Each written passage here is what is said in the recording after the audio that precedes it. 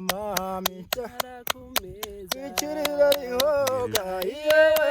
tutitwa baburatwaye icara ku meza cyangwa inkanura amasa yewe kandi duhari twese icara ku meza ndavuga ndavuga babashitsi icara ku meza imana izabarinde ibarinda amavunja ndaje ko ni wowe dayi akana ko mu bacuranya ndango ngoma amahanga data ni se wa mediya data mutagatara nundi ko ari bisenga ihorere none ndavuga abahunga dusangiye amaraso harimo bisenga ni data mukuru harimo karegeya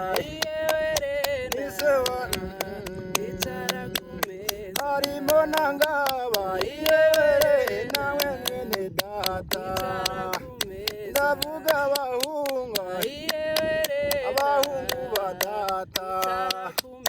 harimo na pata yewe ni mukuru wanjye harimo na tunga ni mukuru wanjye harimo ngo nangaba yewe ni mukuru wanjye harimo karegeya yewe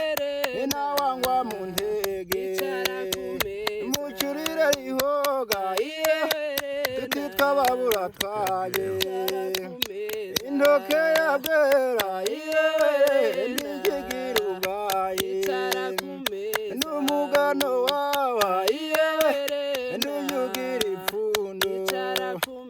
n'akayira kawa yewe ntikagira kondo ndavuga abasaza batubyaye twese ndavuga gakufa ni se wa Diyodone ndavuga karegeya ni se wa Gakumba ndavuga gakinga ni se wa Kayobote mvuge n'amajaga ni se wa Karindijabo mvuga abo abakobwa b'iwacu ndavuga na Dina